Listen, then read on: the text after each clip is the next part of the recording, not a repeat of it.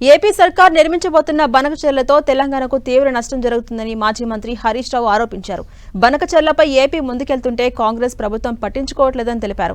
రేవంత్ కు తెలంగాణ సోయి లేదని, మంత్రులు కూడా మౌనంగా ఉంటున్నారని హరీష్ రావు మండిపడ్డారు.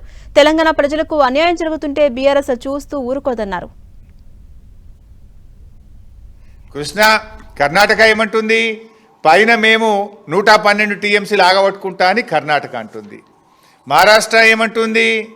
పైన కింద ఎన్ని మారుస్తారో దాని లెక్క ప్రకారంగా 74 టీఎంసీలు కృష్ణాలు ఆపుకుంటా, గోదావరిలో కూడా నేను ప్రాజెక్టులు కట్టుకొని విదర్భకు నీళ్లు తీసుకుపోతా అంటాడు. ఇప్పుడు మధ్యలో తెలంగాణ ఏమైపోతుంది?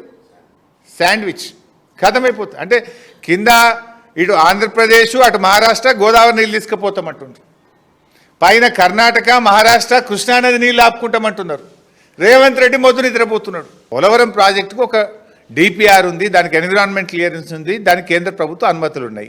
ఇప్పుడు ఆ ప్రాజెక్టు కాలువ పెద్దగా చేస్తాము, ఆ ప్రాజెక్టు ద్వారా నీళ్లు మళ్లిస్తామంటే పోలవరం ప్రాజెక్టుకు అన్ని కొత్తగా అనుమతులు తీసుకోవాల్సి ఉంటుంది. అసలు ఆ ప్రాజెక్టే ప్రశ్నార్థకమవుతుంది. Polavaram is a national project, అది కడుతున్నదే కేంద్ర ప్రభుత్వం. మరి కేంద్ర ప్రభుత్వం అడ్డగోలుగా కాలువలు పెంచుతుంటే ఎందుకు మాట్లాడతలేదు? అంటే బీజేపీ ప్రభుత్వం రాష్ట్రానికో నీతి ఉంటుందా? రాష్ట్రానికి తమకు అనుకూలంగా ఉండే రాష్ట్రం అయితే ఒక నీతి, తమకు వ్యతిరేకంగా ప్రభుత్వం ఉంటే ఇంకొక నీతి ఉంటుందా? రాష్ట్రం దేశంలో భాగం కాదా? దేశం మొత్తానికి ఒక నియమ నిబంధనలు వర్తించవా? ఇది మరి ఇలా బీజేపీ కూడా ఆన్సర్ చేయాల్సిన అవసరం ఉంది. ఈ రాష్ట్ర ప్రయోజనాల కోసం అవసరమైతే బీఆర్ఎస్ పార్టీ సుప్రీంకోర్టుకు వెళ్ళైనా సరే ఈ రాష్ట్ర హక్కులు మేము కాపాడతాం.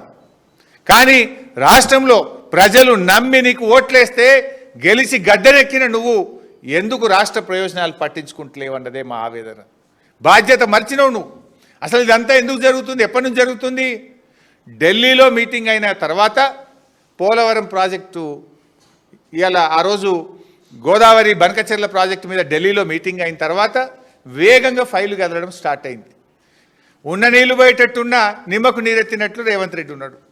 అయితే నాకు బాధ కలిగేది ఏంటంటే రేవంత్ రెడ్డి అంటే సరే ఆయన తెలంగాణ ద్రోహి, ఎన్నడూ జై తెలంగాణ అనలే, ఎన్నడూ అమరవీరుల స్తూపం కాడికి పోలే, ఎన్నడూ తెలంగాణ కోసం రాజీనామా చేయలే, ఆయనకి ఎప్పుట్లా తెలంగాణ సోయి లేదు.